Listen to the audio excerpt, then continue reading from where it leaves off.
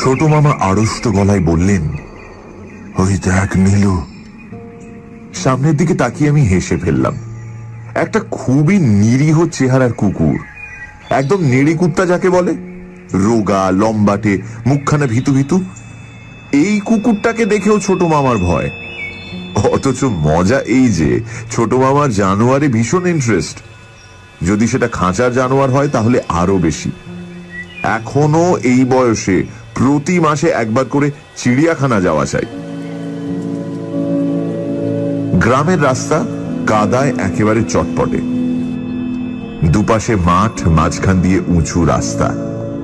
প্রত্যেক বছরই বোধহয় রাস্তাটায় নতুন মাটি ফেলা হয়, আর বর্ষার সময় সেই মাটি আস্তে আস্তে গলে ধুয়ে যায়। গরুর গাড়ি ছাড়া এ রাস্তায় কিচ্ছু চলে না। যখনকার কথা বলছি তখন আমার বয়স 19 আর ছোট মামার বয়স 35। ছোট মামার ছিপছিপে লম্বা চেহারা, চোখে সোনালি ফ্রেমের চশমা, সাদা ধুতি পাঞ্জাবি ছাড়া কখনো কিচ্ছু পড়তেন না। অদ্ভুত বইয়ের নেশা। ঠিক পছন্দ মতো বই পেলে তা নিয়ে ছোট মামা সারা দিন ভুলে থাকতে পারেন। আর জানোয়ারের বই হলে তো কথাই নেই, নাওয়া খাওয়ার কথাও মনে থাকে না। সেদিনটার কথা আমি কোনোদিন ভুলব না। মুর্শিদাবাদ জেলার সালার নামের এক রেল স্টেশনে নেমে আমরা দুজনে যাচ্ছিলাম 7 মাইল দূরে এক নবাব বাড়িতে। আসল নবাব নয়, তাদেরই হয়তো দূর সম্পর্কের কোনো আত্মীয়, কিংবা অনেক ছোটখাটো মুসলমান জমিদারদেরও লোকে নবাব বলতো। যেমন অনেক হিন্দু জমিদারের বাড়িকেই লোকে বলতো রাজবাড়ি। এই নবাব বাড়িতে অনেক পুরনো বই আছে শুনেছিলাম। আগেকার দিনে নবাবরা চিতাবাঘ টিতাবাঘ পুষত, তাই ছোট মামার বিশ্বাস এ বাড়িতেও জানোয়ারের বই থাকা আশ্চর্য নয়।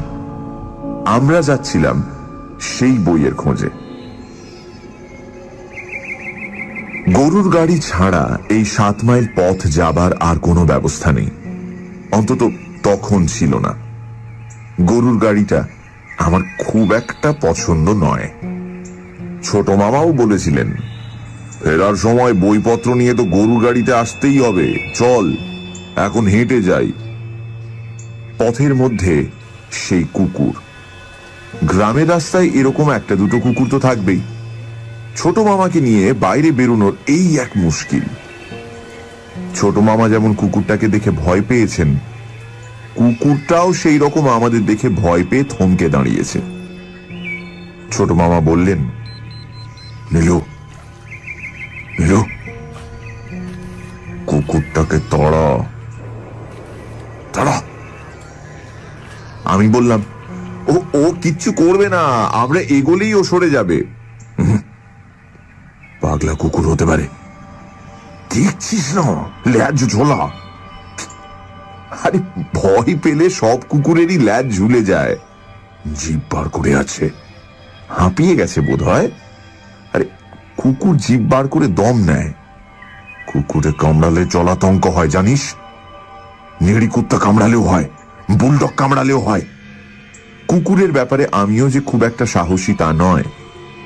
অনেক জায়গায় খুব বড় সাইজের অ্যালসেশিয়ান, গ্রেট ডেন বা ডোবারম্যান জাতীয় কুকুর দেখলে আমারও বুক ধড়ফড় করে, কিন্তু একটা রোগা নেড়ি কুত্তা খুব কাছে এলে ওকে তো একটা লাথি মেরেও হটিয়ে দিতে পারবো।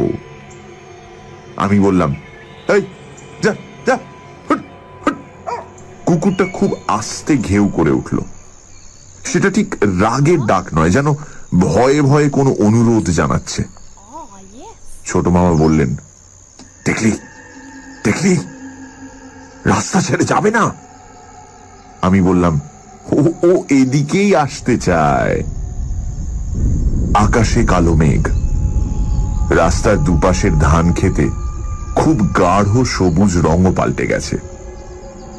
যে কোনো সময় বৃষ্টি আসতে পারে, আমাদের তাড়াতাড়ি যাওয়া দরকার।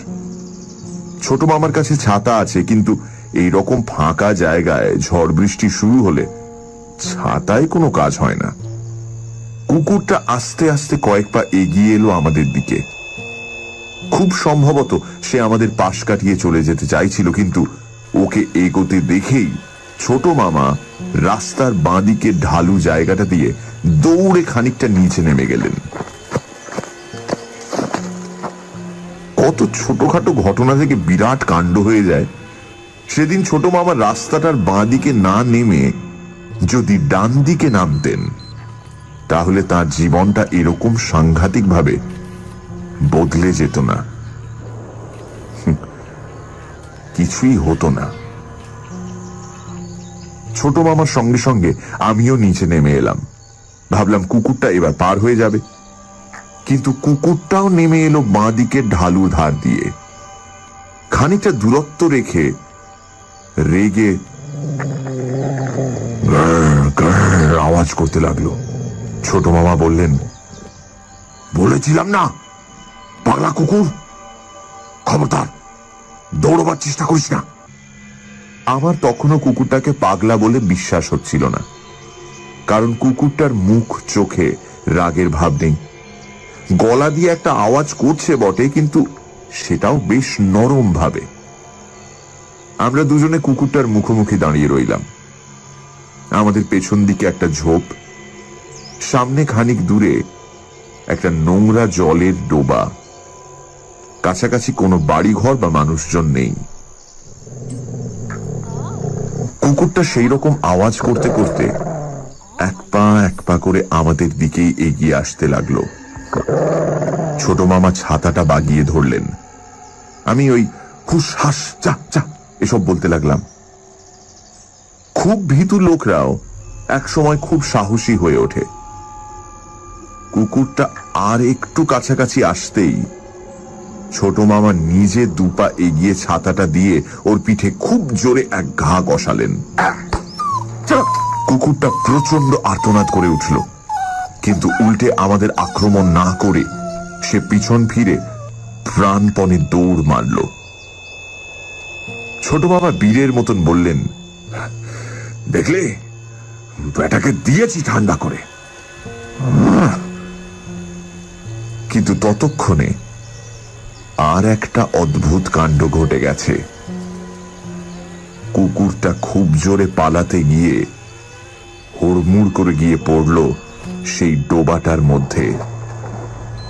জলের মধ্যে দাপাদাপি করলো একটুক্ষণ, তারপর হঠাৎ ঠান্ডা হয়ে গেল আবার। কুকুরটা ঘাড় কাত করে ভাসছে, আর তার চোখ দুটো দেখলে মনে হয় মরে গেছে। আমরা হতবাক। কুকুর কখনো জলে ডোবে না, সব জন্তু জানোয়ারই জন্ম থেকে সাঁতারু। তাহলে কুকুরটা মরে গেল কেন? তাহলে কি ছোট মামার ছাতার ঘা খেয়েই? কিন্তু সব নেড়ি কুত্তায় খুব মারধর খায়, এক ঘা ছাতার বাড়ি খেয়ে তার তো কিছু হবার কথা নয়। আমরা ডোবাটার কাছে এগিয়ে গিয়ে ভালো করে দেখলাম, কুকুরটা যে মরে গেছে তাতে কোনো সন্দেহ নেই। ছোট মামা আর আমি চোখাচোখি করলাম কয়েকবার, কিছুই বুঝতে পারলাম না। ছোট মামার নরম মন, তার মুখখানা কাঁদো কাঁদো হয়ে গেছে। তিনি কুকুরটাকে মেরে ফেলতে চাননি মোটেই। এমন হতে পারে যে কুকুরটা খুব বুড়ো হয়ে গিয়েছিল, ও যে কোনো সময় মরতে পারত। ছাতার ঘা খেয়ে ভয় পেয়ে জলের মধ্যে পড়বার সঙ্গে সঙ্গে হার্ট ফেল করেছে, এমন তো হতেই পারে। ঠিক এই সময় কুই কুই শব্দ পেয়ে আমরা আবার চমকে পেছন ফিরে তাকালাম। ঝোপটার আড়াল থেকে তুরতুরে পায়ে বেরিয়ে আসছে 3-4টে কুকুর ছানা। তখন সমস্ত ব্যাপারটা পরিষ্কার হয়ে গেল। ওই কুকুরটা আমাদের তাড়া করে আসেনি, ও ওর বাচ্চাদের কাছে আসতে চাইছিল। আমরা এবার সেটা বুঝবো কি করে? সব কুকুরকেই আমরা কুকুর বলি, কিন্তু ওটা ছিল কুকুরই। ছানাগুলো ঘুমোচ্ছিল বোধহয়। আওয়াজ শুনে জেগে উঠেছে। আহারে, আমাদের মন খুব খারাপ হয়ে গেল। মা মরে গেল, এখন বাচ্চাগুলোর কি হবে? আমরাই বা এখন কি করব? নবাব বাড়িতে যাচ্ছি, সেখানে তো আর কয়েকটা নেড়ি কুত্তার বাচ্চা কোলে করে নিয়ে যাওয়া যায় না। এমন সময় টপাটপ ফোঁটায় বৃষ্টি নামল। বিদ্যুৎ চমকের সঙ্গে বাজ ডাকলো একবার। ছোট মামা বললেন, চল চল চল চল, এবার চল, ওরা ঠিক বেঁচে যাবে। একমত হয়ে আমিও উঠে এলাম রাস্তার উপরে।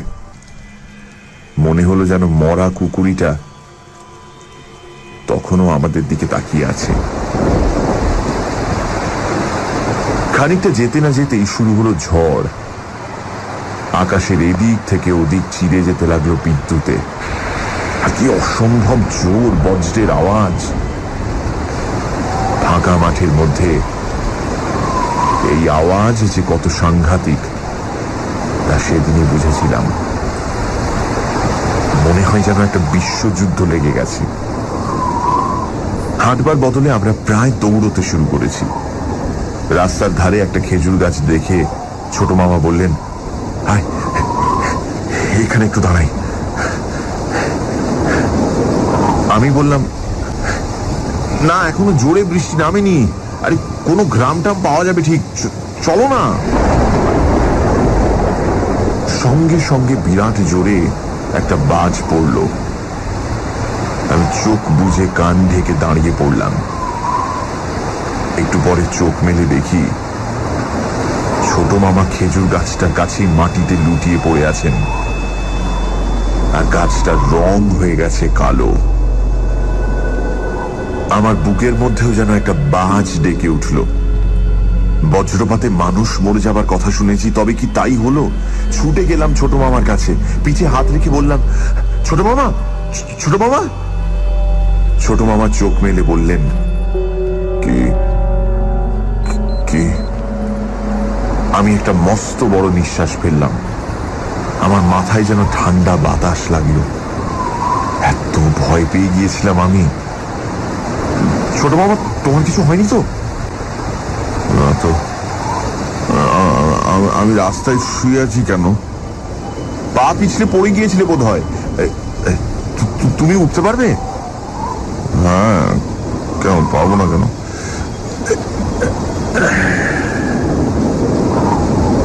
ছোট মামা নিজে উঠে দাঁড়ালেন। ছাতাটা ছিটকে এক পাশে পড়ে গিয়েছিল, সেটাকে তুলে নিলাম। আমার জন্য অপেক্ষা না করেই হনহন করে হাঁটতে শুরু করলেন ছোট মামা। আমি এগিয়ে দু একটা কথা বলার চেষ্টা করলাম। ছোট মামা কোনো উত্তর দিলেন না। মুখখানা অসম্ভব গম্ভীর। হঠাৎ একটা কথা মনে পড়ায় আমি চমকে উঠলাম। ছোট মামার চোখে চশমা নেই, অথচ চশমা ছাড়া উনি তো ভালো দেখতেই পান না, হাঁটতে পর্যন্ত অসুবিধা হয়। ছোট মামা, তোমার চশমা? ভুরু কুঁচকে ছোট মামা আমাকে জিজ্ঞাসা করলেন, চশমা? আমার চশমা ছিল, তাই না?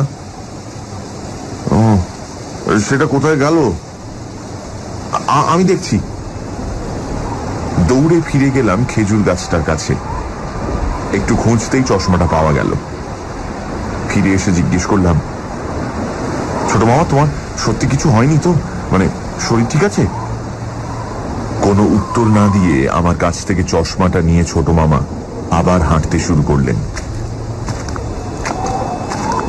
যেরকম মেঘ ডাকছিল সেই তুলনায় জোর বৃষ্টি হলো না। আমরা সন্ধ্যের একটু আগে পৌঁছে গেলাম নবাব বাড়িতে। সানডে সাসপেন্স, শুধুমাত্র রেডিও মির্চি।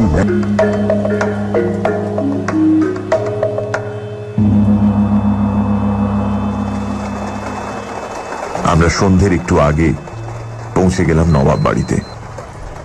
সে বাড়ি দেখলে কান্না পায়। একসময় নিশ্চয়ই দারুণ ব্যাপার ছিল।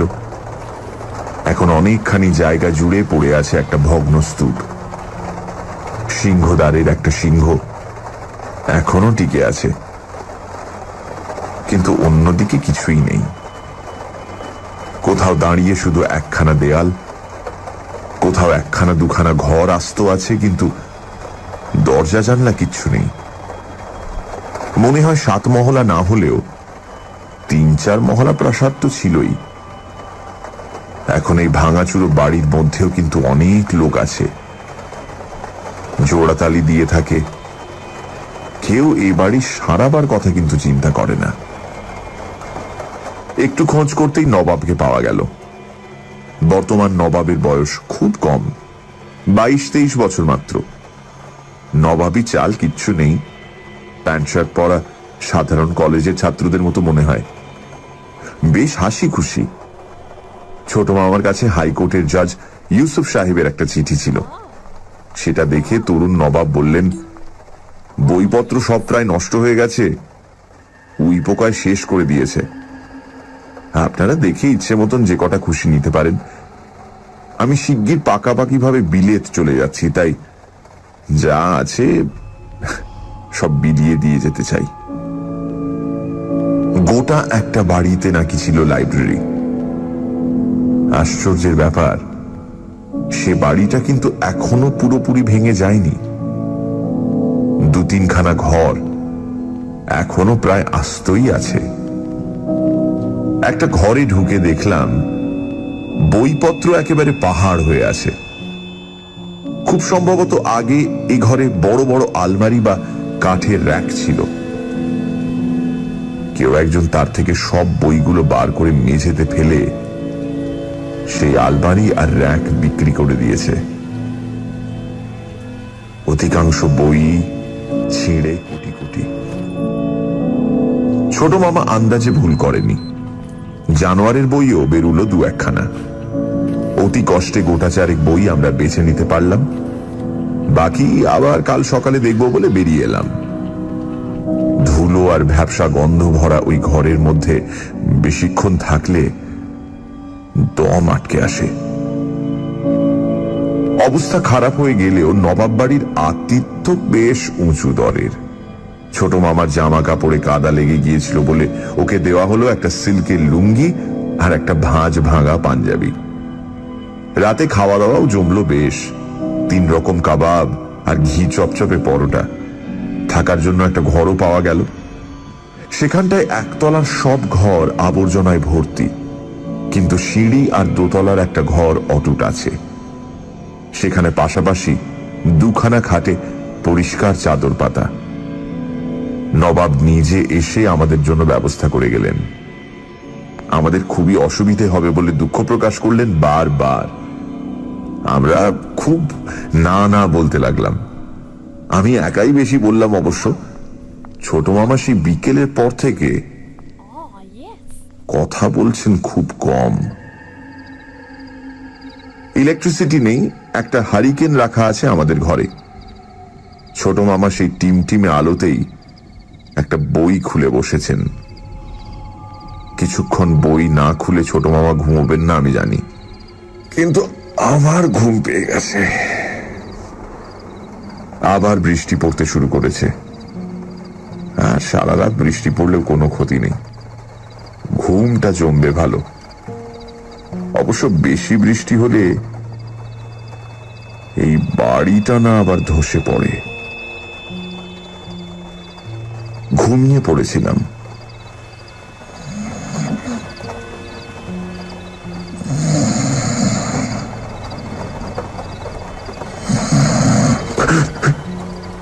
হঠাৎ একটা বিশ্রী শব্দে ঘুম ভেঙে গেল। কেউ যেন একটা মাটির হাঁড়ির মধ্যে মুখ দিয়ে আওয়াজ করছে। এত রাতে এরকম ইয়ার্কি কে করে? পাশ ফিরে দেখলাম নিজের খাটের উপর সোজা হয়ে বসে ছোট মামা এক মনে বই পড়ছেন। ছোট মামা, কোনো আওয়াজ শুনেছ? ছোট মামা শুধু আমার দিকে একবার তাকালেন, কোনো উত্তর দিলেন না। পড়ার সময় ডিস্টার্ব করা পছন্দ করেন না ছোট মামা। আমি ভাবলাম তাহলে ঘুমের মধ্যে নিশ্চয়ই আমিই ভুল শুনেছি। পাতলা ঘুমের মধ্যে এরকম অনেক অদ্ভুত আওয়াজ শোনা যায়। আবার চোখ বুঝলাম, কিন্তু কিসের যেন একটা গন্ধ পাচ্ছি, খুব খারাপ গন্ধটা, অথচ একটু চেনা চেনা। যাই হোক, ঘুমোবার চেষ্টা করলাম জোর করে। ওদিকে গন্ধটা যেন বেড়েই যেতে লাগলো। এবার চিনতে পারলাম, ছোট মামার সঙ্গেই চিড়িয়াখানায় গেছি কয়েকবার। সেখানে বাঘ সিংহের খাঁচার সামনে এরকম গন্ধ পাওয়া যায়, সেই রকমই বোটকা গন্ধ। তখন মনে হলো একটু আগে যে আওয়াজটা শুনেছিলাম সেটাও যেন বাঘের ডাকের মতন। তক্ষুনি আবার সেই রকম বাঘের ডাক শোনা গেল, একেবারে ঘরের মধ্যে। ধর্মর করে উঠে বসে দেখলাম, সামনে খোলা বইখানির দিকে এক দৃষ্টে তাকিয়ে ছোট মামা আওয়াজ করছেন।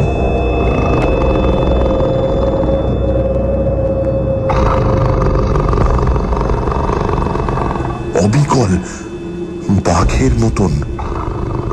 ঘরটাতে অসম্ভব গন্ধ। ভয়ে আমার হাত পা ঠান্ডা হয়ে এলেও আমি ডাকলাম, ছোট মামা, ছোট মামা। ছোট মামার ডাক থামিয়ে আমার দিকে তাকালেন। একদম অন্যরকম মুখ, অসম্ভব হিংস্র, আর ওই গলা দিয়ে আওয়াজ বেরোচ্ছে। ছোট মামার বদলে অন্য কোনো লোক হলে আমি কি করতাম জানি না, কিন্তু ইনি তো আমার নিজের ছোট মামা। খাট থেকে লাফিয়ে উঠে ছোট মামাকে ধাক্কা দিয়ে বললাম, ছোট মামা, ছোট মামা, কি হয়েছে? আরে তোমার কি হয়েছে?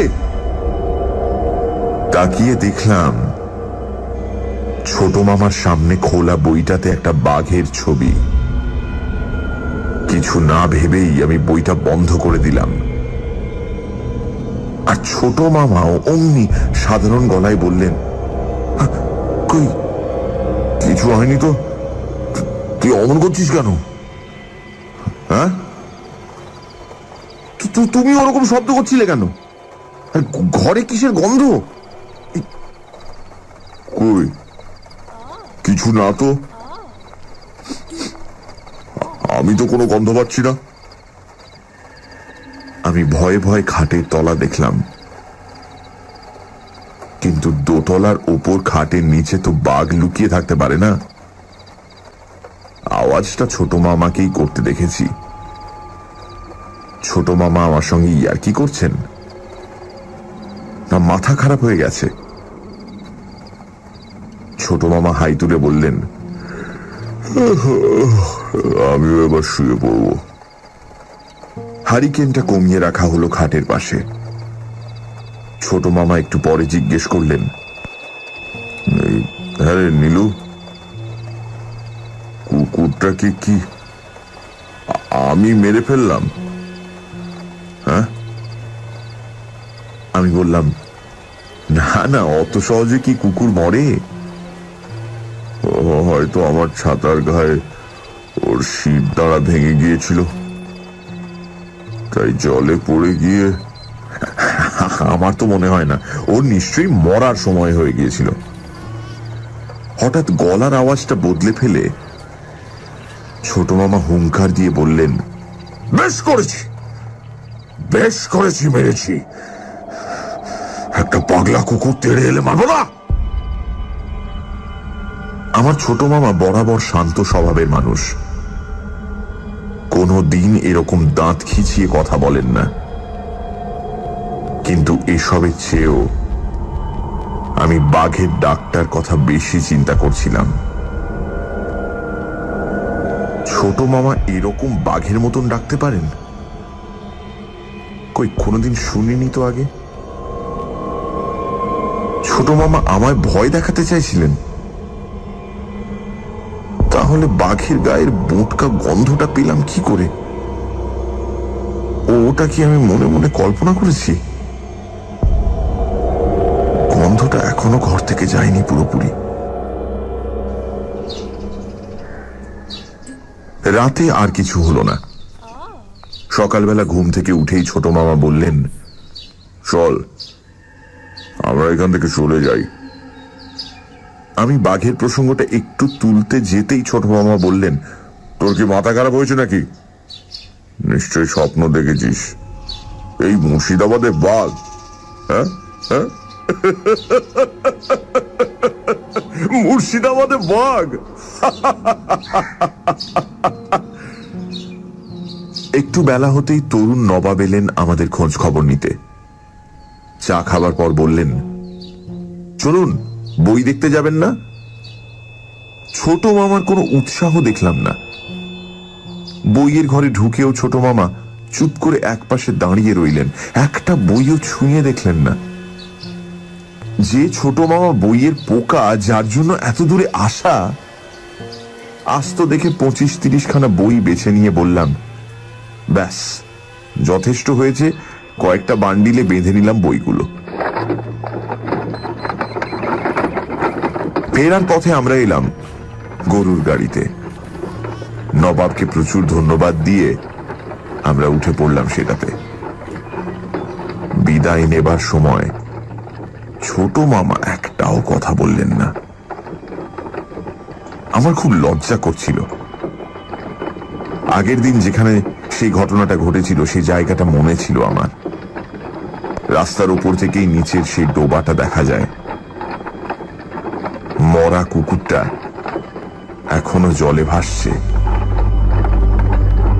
বাচ্চাগুলোকে কোথাও দেখতে পেলাম না। আমার পাশে তাকিয়ে দেখলাম ছোট মামা চোখ বন্ধ করে আছেন আর বিড় বিড় করে কি যেন বলছেন। ছোট মামার ব্যবহার দেখে আমি রীতিমতন চিন্তায় পড়ে গেছি। কলকাতায় ফিরেই ডাক্তার দেখাতে হবে। সামান্য একটা কুকুরকে মারা নিয়ে কি যেন হয়ে গেল, তাও ইচ্ছে করে তো মারা হয়নি। কিংবা ওই যে বাজের আওয়াজে ছোট মামার অজ্ঞান হয়ে যাওয়া, সেই জন্যই কি এসব হচ্ছে? কিন্তু কুকুরটার জন্য এখানে দেরি না হলে বাজ পড়বার আগেই আমরা অনেকটা চলে যেতাম।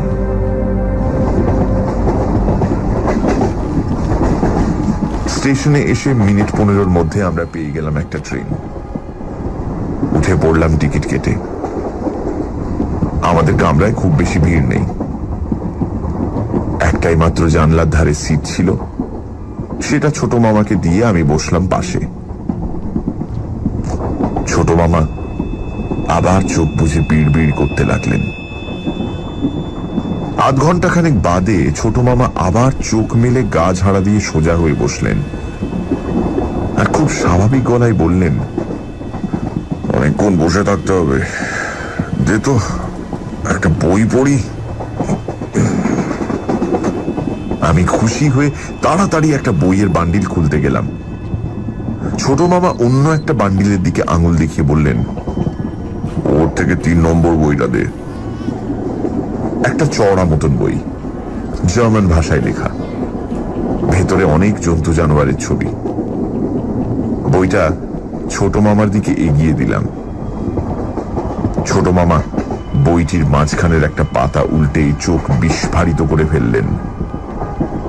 একটা অদ্ভুত চিৎকার করে বইটা ছুঁড়ে ফেলে দিলেন কামরার মেঝেতে।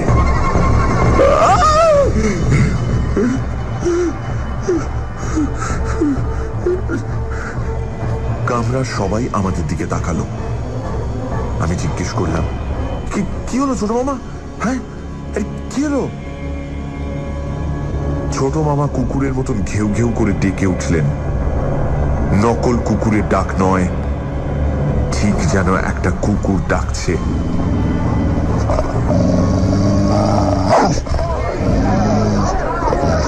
বহু লোক ভিড় করে এলো আমাদের দিকে। ছোট মামা তখনও ডেকে চলেছেন। কেউ কেউ ব্যাপারটাকে ঠাট্টা মনে করে হাসতে লাগলো। আমার যেন লজ্জায় মাথা কাটা গেল। আমি ঝুঁকে ছোট মামার হাত ধরে বললাম, কি হয়েছে ছোট মামা? হ্যাঁ, এরকম করছো কেন? ছোট মামা খ্যাক করে আমার হাত কামড়ে ধরলেন দারুণ জোরে।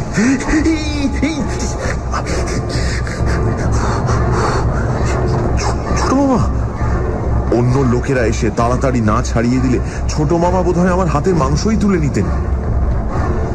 আমাকে ছাড়বার পরই ছোট মামা অন্যদের কামড়াতে গেলেন, তখন সবাই ছোট মামাকে দমাদম করে মারতে শুরু করলো। এরকম অবস্থায় আমি জীবনে কখনো পড়িনি। আমার কান্না পেয়ে গেল। আমার ছোট মামাকে অন্য লোকেরা মারছে। আমি ঝাঁপিয়ে পড়ে ছোট মামাকে আড়াল করে কাতর গলায় বললাম, ছেড়ে দিন, দয়া করে ছেড়ে দিন, আমার ছোট মামাকে ছেড়ে দিন। ছোট মামা, ছোট মামা, তোর কি হয়েছে ছোট মামা? ছোট মামা।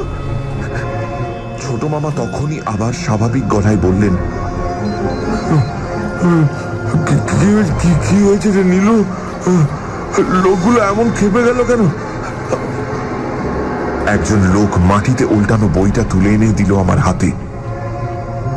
খোলা পাতাটায় একটা কুকুরের ছবি।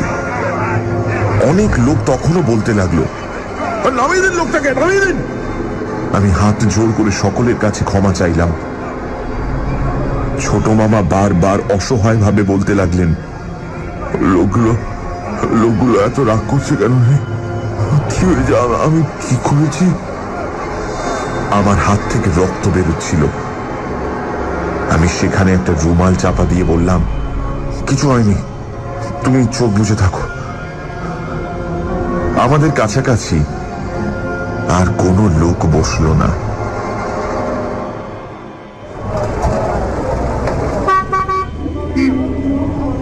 হাওড়া স্টেশনে পৌঁছলাম ভালোভাবেই।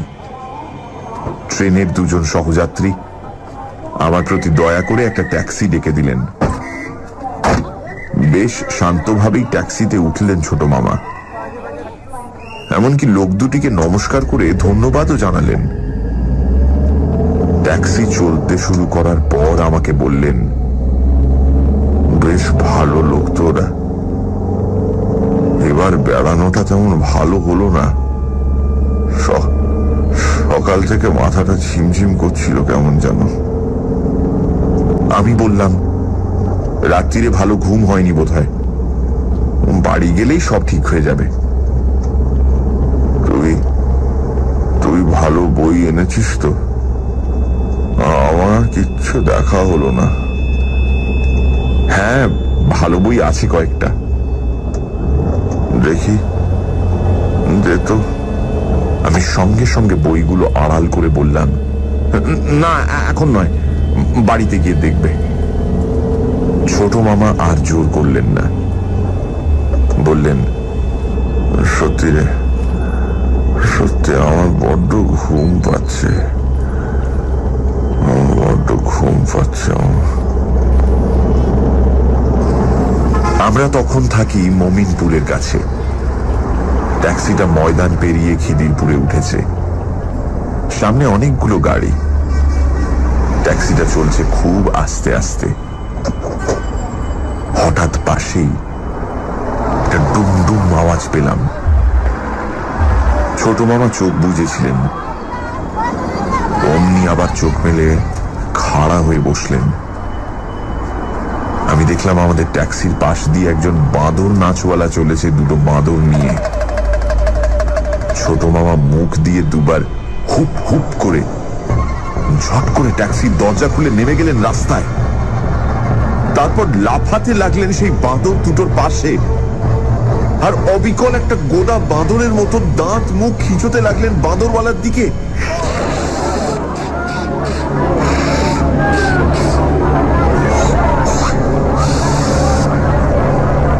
একটা দারুণ হইচই পড়ে গেল। কলকাতার রাস্তায় ভিড় জমতে 1 মিনিটও দেরি হয় না। তাছাড়া এমন দৃশ্য, একজন ধুতি পাঞ্জাবি পরা লোক বাঁদরের মতন শব্দ করছে আর লাফাচ্ছে।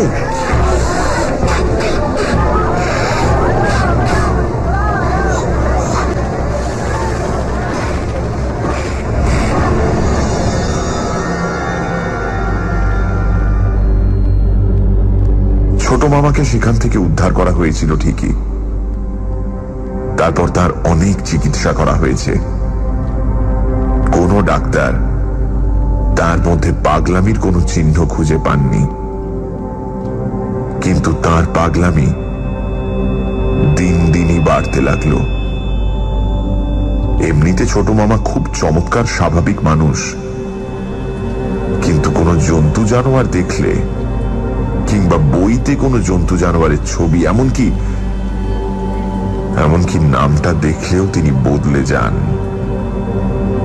অমনি সেই জন্তুটির লক্ষণ তার মধ্যে ফুটে ওঠে। কোনো ওষুধে কোনো কাজ হলো না। শেষ পর্যন্ত ছোট মামাকে রাখা হলো মধুপুরের একটা ফাঁকা বাড়িতে। সে বাড়িতে কোনো ছাগল বা বিড়ালও ঢুকতে দেওয়া হয় না। ছোট মামা সর্বক্ষণ অঙ্ক বা জ্যামিতির বই পড়েন।